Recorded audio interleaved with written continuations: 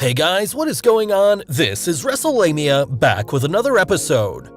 Backlash has come and gone, but you can be sure the WWE will be getting ready for Extreme Rules. Join us now as Wrestlelamia analyzes the 19th June edition of Friday Night Smackdown, as well as the wildest news stories and rumors you need to know, including the fallout from the allegations being made against WWE superstars, another wrestler moving to Raw, the shocking story behind longtime referee Mike Chioda's release, and more. As always, Wrestlelamia isn't going to recap the matches, but look at the good, the bad, and the downright ugly. The good. An innovative intro. The WWE started off with what could have been your typical title celebration, with a cocky heel crossing paths with his babyface nemesis and things quickly breaking down. Instead, AJ did his best to humiliate the Intercontinental Championship Tournament's runner-up, inviting him to put the belt around his waist and congratulate him. Rather than laying the smackdown on Styles, Bryan challenged him to make himself into the greatest Intercontinental Champion ever by facing the Blue Brand's best. Naturally, Styles played the heel and said he was only going to wrestle a select few.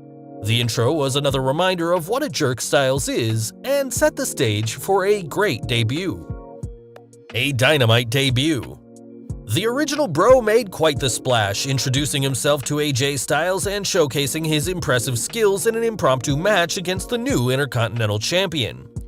AJ made Matt Riddle look like a champion in the making, putting him over without diminishing his own standing. It's difficult to think of a better debut in recent memory. An added audience. Now that the WWE has fans present, its Performance Center shows have seemed a bit more normal, with cheers and boos adding to the matches. However, tonight's edition of Wrestlers at Ringside added to the excitement in the AJ Styles vs. Matt Riddle match. As you'd expect, the babyfaces lent their support to Riddle, and in a clever move, the WWE had Riddle accidentally hit King Corbin, laying the groundwork for a future match. The wrestlers' presence made sense from a storyline perspective since they were already present to watch AJ Styles' title presentation. Double your pleasure. While Banks and Bayley's guest commentary during the New Day vs. Lucha House Party match was annoying, that's what it was supposed to be, with the two heels furthering their act as an arrogant team. It also provided Michael Cole with the chance to remind Sasha Banks she's never held the SmackDown Women's Championship, held of course by Bayley. As for the tag match in the ring, both babyface teams provided another reminder that the Blue Brand has a solid tag team division. Add in a run-in by Cesaro and Nakamura, and you had a segment that provided lots of in-ring entertainment while furthering more than one storyline. A shocking swerve.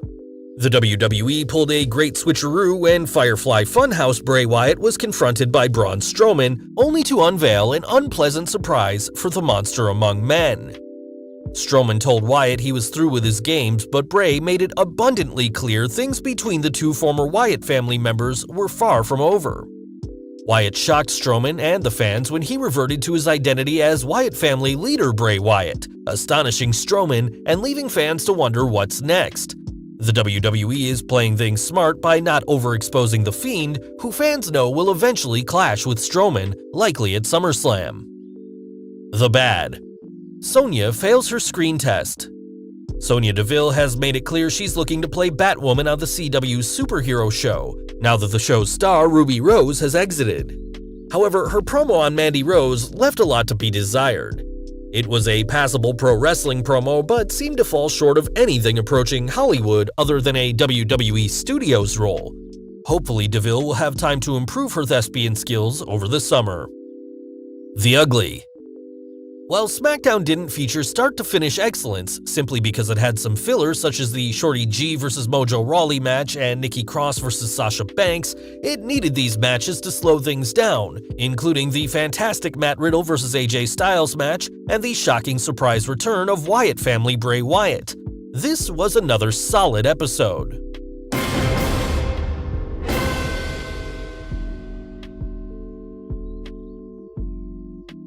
News. Hashtag Speaking Out update. As reported in a previous video, a number of women and a handful of men have made assault allegations against individuals in wrestling. Due to YouTube censors, Wrestlelamia can't provide details, and as noted earlier, the purpose of the video isn't to cover all the allegations, but inform you that a number of them are being made. Now it's time to look at some of the responses. Jimmy Havoc enters rehab. All Elite Wrestling's Jimmy Havoc has been one of the persons accused, and according to Ringside News, he's entered rehabilitation. AEW issued a statement on Havoc's current status.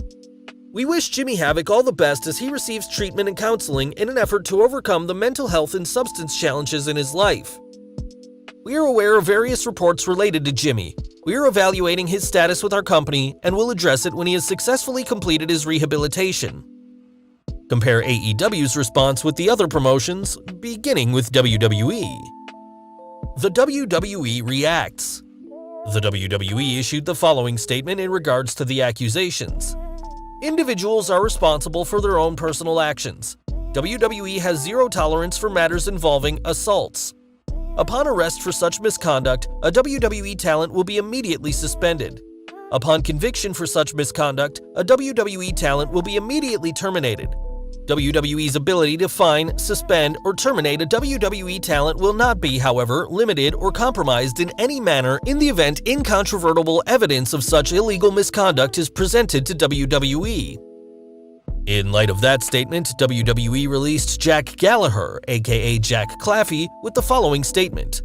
"WWE has come to terms on the release of Jack Gallagher, Jack Claffey." Gallagher is one of the wrestlers mentioned in the assault allegations. On the other hand, current Smackdown performer Matt Riddle's case seems to be taking a different approach. Riddle tweeted the following statement from his attorney. "The allegations by this independent female performer are completely false and another attempt to harass and humiliate Mr. and Mrs. Riddle and try to tarnish their reputation in the community. We have been aware for the last 2 years of this performer stalking the Riddle family. In 2019, our firm had drafted a pleading against this performer to seek an injunction for cyberstalking in the Circuit Court for Orange County, Florida." As you'll see, there are a number of responses to these accusations. Impact Wrestling responds. Wrestling News' Paul Davis reports that allegations have been made against Impact wrestlers Joey Ryan and Dave Christ, and that Impact Wrestling's parent company Anthem Entertainment issued the following statement. "It is a core value of the Anthem organization that we conduct our business with respect and integrity, providing a safe work environment for our employees and performers. We are following carefully the various allegations being made through social media and are reviewing all incidents involving Impact Wrestling talent and personnel to determine an appropriate course of action." While Wrestlelamia isn't discussing all the accusations, here's one more that stunned the wrestling world. Dave Lagana resigns from the NWA. As you can see, the accusations have been leveled at a variety of individuals in the industry, including the National Wrestling Alliance. The wrestling promotion issued the following statement. "Pursuant to allegations made by pro wrestler Liz Savage on her Twitter account 6/18/2020, NWA VP David Lagana has resigned his position effective immediately. As well, all production of NWA content is currently halted, pending a restructuring of executive management positions." As you can see, the ramifications of these accusations could shake up the industry for some time to come. Another Smackdown star headed to Raw. Fans tuning into Raw will be seeing some familiar faces soon. Ringside News is reporting that Dolph Ziggler isn't the only Smackdown superstar headed to Raw. Robert Roode is set to go with him. Robert Roode has been in Canada and unable to make the television tapings. The travel ban between countries stopped that travel from happening. Now there is a loophole for professional athletes which they will apparently utilize. It's not clear how soon Roode will be back. According to the article, the WWE had made the plans for the switch before Paul Heyman's dismissal on Raw. Roode and Ziggler proved a good team when they were hastily thrown together, and hopefully can liven up Raw's dull tag team division. Referee Mike Chioda discusses WWE release. Mike Chioda worked in the WWE for 35 years, including 31 as a referee. That is, until his release on 15th April. Appearing on the Talk is Jericho podcast, Chioda discussed the events leading up to his Black Wednesday release. "Yes, it took me by complete surprise. I had surgery in October in Alabama. I had a torn rotator cuff and a torn bicep. The surgery went great. I healed up and was ready for WrestleMania. I signed a new contract in the middle of March. I got a bump in pay. I got a phone call and text on April 15th. There was no reason. I asked if it came from certain people like Vince and Stephanie and they say no. I don't know if it's heat, but how can you have heat if you've been off 6 months rehabbing? I haven't even been on Twitter or Facebook since 2015. My relationship with Vince was awesome over 35 years. The WWE's treatment of its longtime employees and other talent is downright shameful. What do you think of Mike Chioda's story? Let us know in the comments below. Undertaker's Mount Rushmore of Wrestling. Last but not least, ever wonder who's on the Undertaker's Mount Rushmore of Wrestling? With his career dating back to the 1980s, Mark Calaway has seen some of the biggest names in the wrestling world, so when The Undertaker picks his Mount Rushmore of Wrestling, it's worth taking notice. Speaking to comicbook.com, the Phenom shared his top 4. You got to have Ric Flair, you got to have Hulk Hogan, Stone Cold Steve Austin. That 4th one's tough. It could be Harley Race, it could be Dusty Rhodes, it could be Bruno Sammartino. And I base that on contributions to the business. Not so much if they were a great worker or this or that, but, oh, I know my 4th, it's Andre the Giant.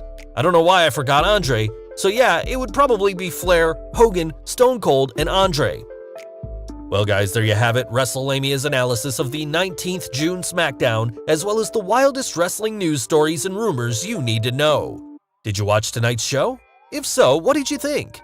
Be sure to leave your comments, and don't forget to subscribe to our channel, follow us on Instagram and Twitter, and I'll see you next time for some more wrestling content.